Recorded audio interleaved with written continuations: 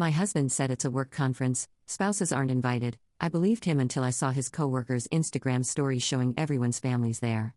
Then I found photos of him and his work wife acting like a couple at the hotel bar.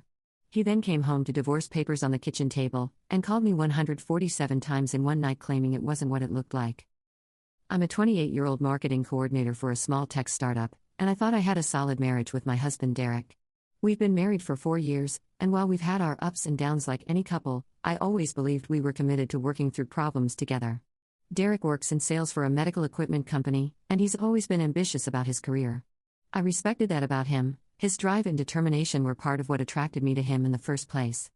Last month, Derek told me about a big work conference his company was sending him to in Las Vegas. It was supposed to be a 3-day event focused on new medical technologies and sales training.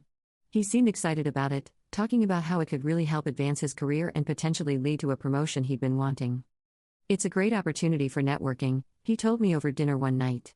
The company is sending their top performers, and there's going to be some really important people there from other companies too. I was happy for him. Derek had been working really hard lately, putting in long hours and dealing with some difficult clients. A conference seemed like a good chance for him to showcase his skills and maybe catch a break from the daily grind. About a week before the conference, I asked if I could come with him. I'd never been to Las Vegas, and I thought it might be fun to turn his work trip into a mini vacation for us. We could explore the city together when he wasn't in meetings. I wish you could come, babe, but it's a work conference, Derek said. Spouses aren't invited? It's strictly business, and they have a packed schedule. I'll barely have time to sleep, let alone sightsee. I was a little disappointed, but I understood. Work conferences can be intense, and I didn't want to be a distraction from something important for his career. I told him I'd miss him but that I'd be proud of him for representing his company well. I'll make it up to you when I get back, he promised. Maybe we can plan a real vacation soon. The week leading up to his departure, Derek seemed different. He was more secretive with his phone, taking it to the bathroom with him and keeping it face down during dinner. When I asked about it, he said he was just dealing with work emails about the conference and didn't want to be rude by checking his phone during our time together. He also started working out more intensely, which struck me as odd since he'd never been particularly focused on fitness before. When I commented on it, he said he wanted to look professional for the conference and that he'd been feeling out of shape lately. Derek left for Las Vegas on a Thursday morning. I dropped him off at the airport, and he seemed excited but also nervous. He kissed me goodbye and promised to text me when he landed. For the first day, communication was normal. He texted when his flight landed, sent a photo of his hotel room, and called me that evening to tell me about the opening ceremony. But on Friday, his communication became sporadic. My texts would go unanswered for hours, and when he did respond, his messages were short and felt rushed. Saturday was even worse. I tried calling him twice and both calls went straight to voicemail. When I texted asking if everything was okay, he responded 6 hours later saying he was in back-to-back meetings and would call me later. He never called. By Sunday, I was starting to feel anxious. This wasn't like Derek at all. Even when he was busy with work, he usually found time to check in with me. I tried to tell myself that he was just focused on the conference and networking, but something felt off. Sunday evening, Derek texted saying his flight was delayed and he wouldn't be home until Monday afternoon. Again, no phone call, just a brief text. That's when I decided to look at social media to see if anyone from his company had posted about the conference. I was curious about what he was experiencing, and I thought seeing some photos might help me feel more connected to what he was doing. I found Derek's coworker Carmen's Instagram account. Carmen works in the same department as Derek, and I'd met her a few times at company events. She seemed nice enough, though Derek had mentioned that she could be a bit dramatic about posting everything on social media. What I saw on Carmen's Instagram story made my stomach drop. There were multiple photos and videos from the conference, and in several of them, I could clearly see other attendees with their spouses and families. The conference apparently had a family track with special events for spouses, and many people had brought their partners and even their children. I scrolled through more posts and saw photos of the welcome reception, where couples were clearly enjoying dinner together. I saw pictures of a group tour of the Hoover Dam that was specifically marketed as a spouse-friendly excursion. There was even a family pool party at the hotel on Saturday afternoon. Derek had lied to me. Spouses were absolutely invited, and many people had brought their families. I had been deliberately excluded. My hands were shaking as I continued scrolling through Carmen's posts. Then I saw something that made my heart stop completely. In one of Carmen's stories from Saturday night, there was a video of the hotel bar area. In the background, I could clearly see Derek sitting at a high-top table with a woman I didn't recognize. They were sitting very close together, and Derek had his hand on her lower back in a way that looked intimate, not professional. I screenshotted the video immediately, then kept looking through other people's posts from the conference. Derek's company wasn't huge, so I was able to find several other coworkers' social media accounts. On his colleague Brian's Instagram, I found more photos from Saturday night. In one of them, Derek was clearly visible dancing with the same woman from Carmen's video. They looked comfortable together, like a couple. But the most damning evidence came from a woman named Vanessa Wong, who I realized worked for Derek's company. Her LinkedIn said she was in the marketing department, and she had posted several photos from the conference on her Instagram. In her Saturday night photos, she was all over Derek. There were pictures of them sharing drinks, laughing together, and one photo where they were clearly posing as a couple with Derek's arm around her waist and her hand on his chest. I felt sick. Derek wasn't just at a work conference. He was essentially on a romantic getaway with this Vanessa woman, and he'd lied to me to make it happen. I started digging deeper into Vanessa's social media. Based on her posts, she and Derek had been interacting for months. There were comments on her photos from Derek that seemed flirtatious, and she'd been liking and commenting on his posts in ways that suggested they had a closer relationship than just coworkers. Looking back at Derek's recent behavior, everything started making sense. The secrecy with his phone, the sudden interest in working out, the way he'd been distant lately, he'd been having an affair with this woman, and the conference was just an opportunity to take it to the next level. I was devastated, but I was also furious. Derek had looked me in the eye and lied about the conference rules. He let me feel bad about not being able to come when the reality was that he didn't want me there because he was planning to spend the weekend with another woman. I tried calling Derek immediately, but his phone went straight to voicemail. I called 4 more times over the next hour with the same result. Finally, I sent a text, "I know Vanessa is there with you. We need to talk immediately." Derek didn't respond for 3 hours. When he finally called me back, he sounded panicked. "Isla, I can explain everything," he said before I could even say hello. "Explain what, Derek? Explain why you lied about spouses not being allowed? Explain why you're all over social media with some woman from your company? Explain why you've been ignoring my calls all weekend? It's not what it looks like. Vanessa is just a colleague, and we were networking with some potential clients. The photos are taken out of context." "Out of context?" "Derek, I can see your hand on her ass in one of the photos. How is that taken out of context?" There was a long pause. "You're looking at social media? Isla, you're overreacting. These are just work events, and sometimes alcohol is involved and people get a little more social than usual. It doesn't mean anything. Don't you dare tell me I'm overreacting. You lied to me about the entire conference. Other people brought their spouses, Derek. I could have been there with you, but instead you chose to bring your girlfriend. She's not my girlfriend. God, Isla, you're being paranoid. Can we please talk about this when I get home? I can't have this conversation over the phone." "Why can't you have this conversation now? What exactly are you doing that's so important you can't talk to your wife?" Another pause. In the background, I could hear music and voices, like he was at a party or bar. "I'm at a work dinner," he said finally. "At 10 o'clock on a Sunday night? What work dinner lasts until 10 o'clock? Look, I'll be home tomorrow afternoon and we can sort this all out. You're jumping to conclusions based on some random social media posts." "Random social media posts?" "Derek, these are from your own coworkers. And if it's so innocent, why didn't you tell me Vanessa was going to be there? Why didn't you mention that you'd be spending time with her?" "Because I knew you'd react exactly like this. You get jealous and suspicious over nothing, and I didn't want to deal with drama over a work trip." That comment hit me like a slap. Jealous over nothing?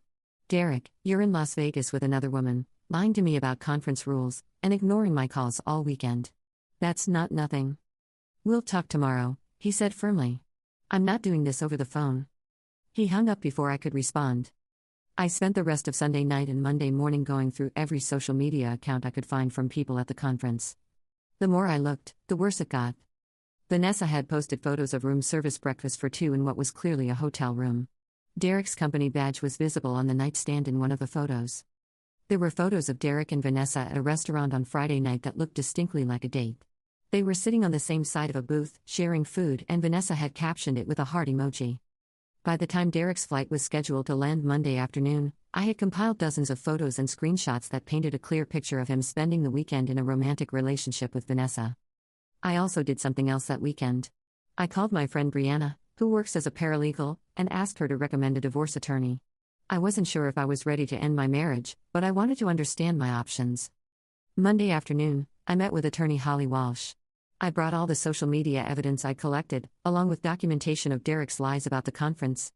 This is definitely grounds for divorce if that's the direction you want to go, Ms. Walsh told me. The evidence of infidelity is pretty clear, and the deception makes it even worse. But you should take some time to think about what you really want before making any final decisions. I want him to face consequences for what he's done, I said. I want him to understand that he can't just lie to me and cheat on me and expect me to pretend it didn't happen. There are different ways to handle this, Ms. Walsh explained. You could confront him and try marriage counseling, or you could file for divorce immediately.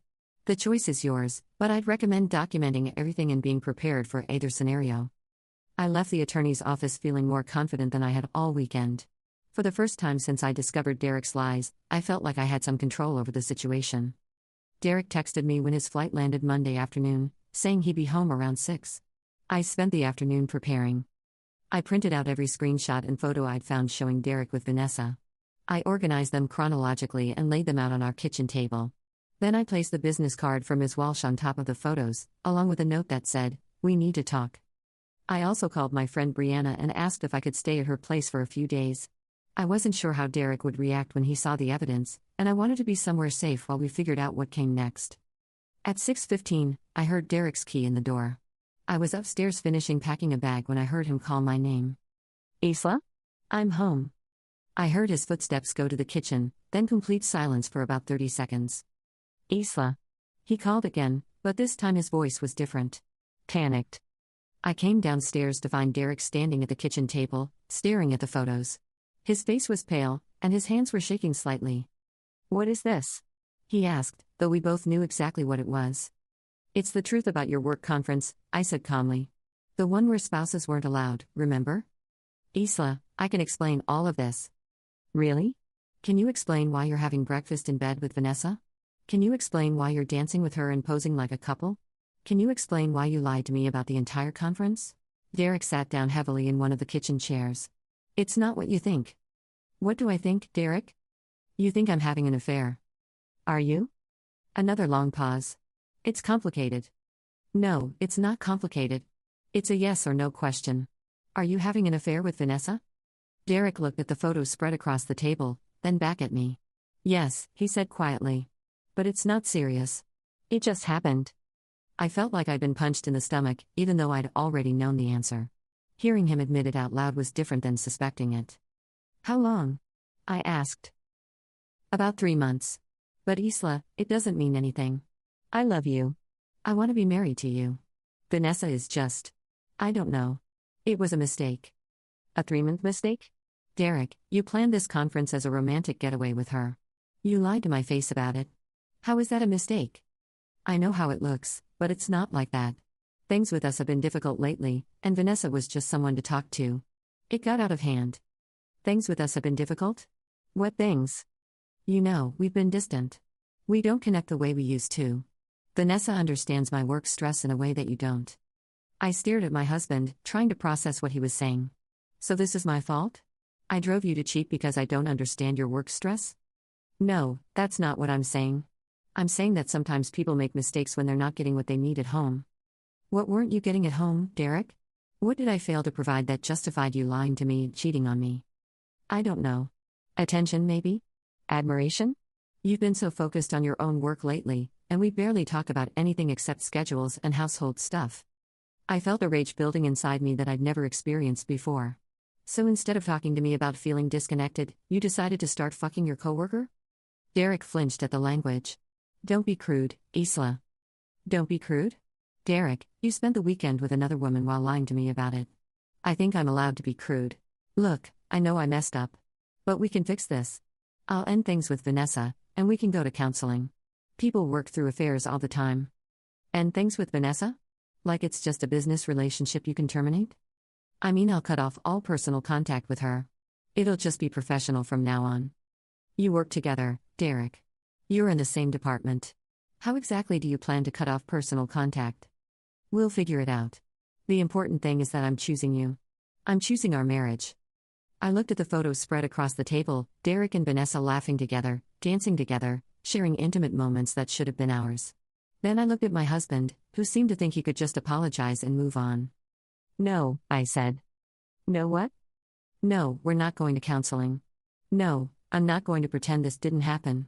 No, I'm not going to compete with your coworker for my own husband's attention. Isla, be reasonable. I made a mistake, but throwing away 4 years of marriage over it is extreme. I'm not throwing away our marriage, Derek. You already did that when you decided to lie to me and cheat on me. I'm just acknowledging what you've already done. I picked up my bag and headed toward the door. Where are you going? Derek asked, standing up from the table. I'm staying with Brianna for a while. You can have the house to yourself, just like you wanted. Isla, please don't do this. Let's talk about it. We can work through this. I'm done talking, Derek. If you want to communicate with me from now on, you can do it through my attorney. I left Derek standing in our kitchen surrounded by evidence of his betrayal. Update 1. It's been a week since I left Derek, and I wanted to update everyone who's been following this situation. The night I left, Derek started calling me immediately. Between 7 p.m. and 6 a.m., he called me 147 times. I know the exact number because my phone kept the log, and I screenshotted it for my attorney. The voicemails started out apologetic, then became increasingly desperate, then angry, then back to apologetic. In one of them, he was clearly crying. In another, he was yelling about how I was overreacting and destroying our marriage over nothing. The most pathetic voicemail came around 3 a.m. Isla, please pick up. I know you're awake. I can see that you're reading my texts. I love you. I've always loved you. Vanessa means nothing to me. I'll do anything to fix this. Please don't throw away everything we've built together. I didn't respond to any of the calls or texts. Brianna had to take my phone away from me at one point because I was obsessively reading his messages and making myself more upset. On Tuesday, Derek showed up at my office. My boss had to ask security to escort him out after he started causing a scene in the lobby, demanding to see me. He was telling everyone who would listen that I was having a breakdown and not thinking clearly. That same day, he sent flowers to Brianna's apartment with a note that said, I'll wait as long as it takes for you to forgive me. Wednesday, he started contacting my friends and family, telling them that I'd misunderstood what happened at the conference and that he was worried about my mental health. My mom called me in tears, asking if I was having some kind of breakdown. I had to explain to my parents what actually happened. My dad was furious when he heard Derek had cheated and lied about it. He told me Derek had called him claiming I was being irrational and asking him to talk sense into me. That boy has some nerve, my dad said. Cheating on you and then trying to make it sound like you're the problem. On Thursday, I got a text from Derek saying that Vanessa had transferred to a different department, and that he'd blocked her on all social media to prove his commitment to fixing our marriage. I looked at Vanessa's Instagram and saw that she'd posted a story about starting a new chapter with photos of her packing up her desk. So apparently Derek had thrown her under the bus to try to save face. Friday afternoon, Derek sent me a long email detailing his plan for rebuilding trust in our marriage. It included couples counseling, individual therapy for him, complete transparency with his phone and social media, and a detailed schedule for how we could gradually reconnect. The email was 5 pages long and felt like a business proposal rather than an apology from someone who'd betrayed his wife. I forwarded the email to Ms. Walsh, who said it was actually helpful evidence for the divorce proceedings. He's essentially admitting to the affair and acknowledging that he violated your trust, she explained. This will make things much easier if he tries to contest anything. The thing that's frustrated me most about Derek's response is how he keeps trying to minimize what he did. In his mind, he made a mistake and now he's doing everything right to fix it. He doesn't seem to understand that the problem isn't just the affair, it's the lying, the manipulation, and the complete disrespect for our marriage. He lied to my face about the conference rules. He planned a romantic weekend with another woman while I was at home missing him. He ignored my calls and texts all weekend while he was with her. And when I confronted him, his first instinct was to gaslight me and make me feel crazy for questioning him. That's not a mistake. That's a pattern of deception and manipulation that shows me exactly how much respect he has for me and our marriage. I've been staying strong, but I won't lie, this week has been really hard. 4 years of marriage doesn't just disappear overnight, and there are moments when I miss the good parts of our relationship. But then I look at those photos of Derek with Vanessa, and I remember how he looked me in the eye and lied about the conference, and I know I'm making the right choice. Update 2. It's been 3 weeks since I discovered Derek's affair, and things have taken several unexpected turns. First, the divorce proceedings are moving forward smoothly. Derek initially tried to contest it, claiming we should try counseling first, but Ms. Walsh shut that down quickly. The evidence of infidelity is overwhelming, and Derek eventually agreed to an uncontested divorce. We're splitting assets fairly evenly since we don't have kids and both have similar incomes. Derek tried to argue that he should get more because he's been the primary breadwinner. He makes about $8,000 more per year than I do, but that didn't go anywhere. The most interesting development has been the fallout at Derek's company. Remember how he claimed Vanessa had transferred to a different department? Well, it turns out that was only partially true. Last week, I got a Facebook message from Carmen, Derek's coworker who'd posted the Instagram stories that exposed his lies. She wanted to meet for coffee to clear the air about something. At coffee, Carmen told me that Derek and Vanessa's affair had been an open secret at their company for months. Everyone knew they were involved, and several people had raised concerns with HR about their behavior at work. They weren't subtle about it, Carmen explained. Vanessa would stay late whenever Derek was working late. They'd go to lunch together constantly. They were always finding excuses to travel together for client meetings. According to Carmen, the Las Vegas conference was the final straw for their company's HR department. Several employees had complained about Derek and Vanessa's unprofessional behavior at company events, and the photos from Vegas made it clear that they were using work trips for personal purposes.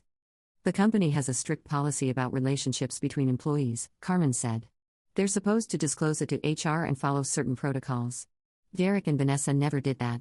It turns out that when Derek told me Vanessa had transferred departments, what actually happened was that the company had given her an ultimatum: transfer or be fired for violating company policy. She chose to transfer to a different location rather than lose her job entirely. Derek, as the more senior employee, was given a formal reprimand and put on a performance improvement plan. He also lost the promotion he'd been working toward. He's not getting fired, but his career there is basically over, Carmen told me. Everyone knows what happened, and management has made it clear that he's not going to advance. Carmen also told me something that made my stomach turn. Apparently, Derek had been telling his co-workers that our marriage had been over for months and that we were basically separated already. He'd been painting himself as a single man who was free to date whoever he wanted. I'm so sorry, Carmen said. If we'd known he was lying about being separated, some of us would have said something. We all thought you knew about Vanessa. Learning that Derek had been lying to his co-workers about our marriage hurt almost as much as discovering the affair itself. It showed that this wasn't just a momentary lapse in judgment, he'd been systematically deceiving everyone in his life for months.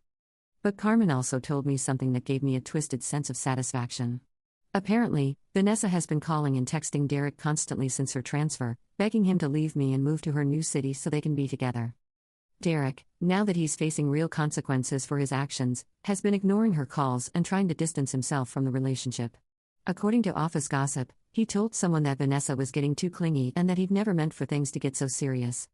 So Derek threw Vanessa under the bus to try to save his marriage, and now he's throwing her under the bus again to try to save his career. The man has no loyalty to anyone. The second major development is that I've been contacted by Derek's ex-girlfriend from before we met. Apparently, she'd heard about our divorce through mutual friends and wanted to reach out. Her name is Jessica, and we met for lunch last weekend. She told me that Derek had cheated on her too, with multiple women, and that his pattern of lying and manipulation was exactly the same. He made me feel crazy, Jessica told me. He'd lie about things that were easily verifiable, then gaslight me when I questioned him. He'd make me feel like I was being paranoid and jealous when I was actually just noticing obvious red flags. Jessica said that Derek had told her the same things he'd been telling me, that their relationship lacked excitement and connection, and that he'd found that connection with other women. She said he'd also used the same manipulation tactics, making her feel like his cheating was somehow her fault for not being a good enough girlfriend. The worst part was how he'd act like the victim whenever I confronted him, Jessica said. He'd cry and apologize and promise to change, but he never actually took responsibility for what he'd done. Hearing Jessica's story made me realize that Derek's affair with Vanessa wasn't an aberration, it was part of a pattern. He's probably been cheating throughout our entire marriage, and I was just too trusting to notice the signs. It also made me feel incredibly grateful that I discovered the truth now, rather than wasting more years of my life with someone who was never going to be faithful. Final update. It's been 2 months since I discovered Derek's affair, and our divorce was finalized last week. I wanted to share this final update because this community has been so supportive throughout this whole ordeal. The divorce itself was straightforward since Derek didn't contest it. We split our assets evenly, and Derek agreed to pay for all the legal fees since the divorce was caused by his infidelity. He also had to buy out my half of our house, which gave me enough money to put a down payment on my own place. Derek made one last attempt to save our marriage the week before our final court date. He sent me a letter claiming he'd been in therapy and had learned so much about himself and was ready to be the husband I deserve. The letter was 8 pages long and full of therapy buzzwords about emotional intelligence and taking accountability. But it was also full of subtle blame shifting, suggesting that our marriage had problems that contributed to his decision to cheat. I didn't respond to the letter. There was nothing Derek could say that would make me trust him again, and I wasn't interested in being married to someone who would cheat on me and then try to make it partially my fault. The most satisfying part of this whole experience has been watching Derek face the natural consequences of his actions. His career is effectively over at his current company, his relationship with Vanessa imploded when he threw her under the bus, and he's had to deal with everyone in our social circle knowing exactly what he did. Several mutual friends have reached out to tell me that Derek has been trying to spin the story, claiming that our marriage was already over and that he didn't technically cheat because we were emotionally separated. But since I have screenshots of all his social media posts showing him talking about our happy marriage just weeks before the conference, his lies aren't very convincing. Derek also apparently tried to get back together with Vanessa after our divorce was finalized, but she'd already started dating someone else and told him she wasn't interested in being his backup plan. So Derek is now single, facing career consequences, and dealing with a reputation as someone who cheats on his wife and lies to his coworkers. All of which are natural results of his own choices. As for me, I'm doing really well. I bought a cute one-bedroom condo that's all mine, and I've been enjoying the freedom of making decisions without having to consider a partner who might be lying to me. I've also started dating again, which feels strange after 4 years of marriage, but also exciting. I'm taking things slow and being very careful about red flags, but I'm optimistic about finding someone who will actually respect me in our relationship. The biggest lesson I've learned from this experience is to trust my instincts. There were signs that Derek was cheating, the secrecy with his phone, the changes in his behavior, the way he'd been distant, but I ignored them because I wanted to trust my husband. Now I know that trust has to be earned and maintained. Just because someone promises to be faithful doesn't mean they will be, and just because someone says they love you doesn't mean they'll treat you with respect. I'm grateful that I discovered Derek's true character before we had kids or bought more property together. 4 years feels like a long time to waste on someone who is lying to me, but it could have been much worse. To anyone else dealing with a cheating partner, trust your gut, document everything, and don't let them convince you that their betrayal is somehow your fault.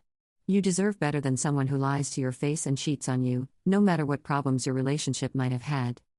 Derek had plenty of opportunities to talk to me about feeling disconnected or unhappy in our marriage. Instead, he chose to lie, cheat, and try to gaslight me when I discovered the truth. That says everything about his character and nothing about mine. I'm excited to move forward with my life and find someone who will treat me with the respect and honesty I deserve. Alrighty, it's finally time to read and see what the people had to say about this one. The first comment says, Isla's decision to document every lie and then walk away to her own condo gave me goosebumps. Her courage to trust her instincts and carve out a new independent life is nothing short of inspirational. Now let's listen to the next one that says, watching Derek's career implode and seeing Vanessa ditch him was ultimate poetic justice. This is what happens when lies and affairs catch up. You can't cheat your way out of real consequences. Thank you. Make sure to like and subscribe for more videos like these.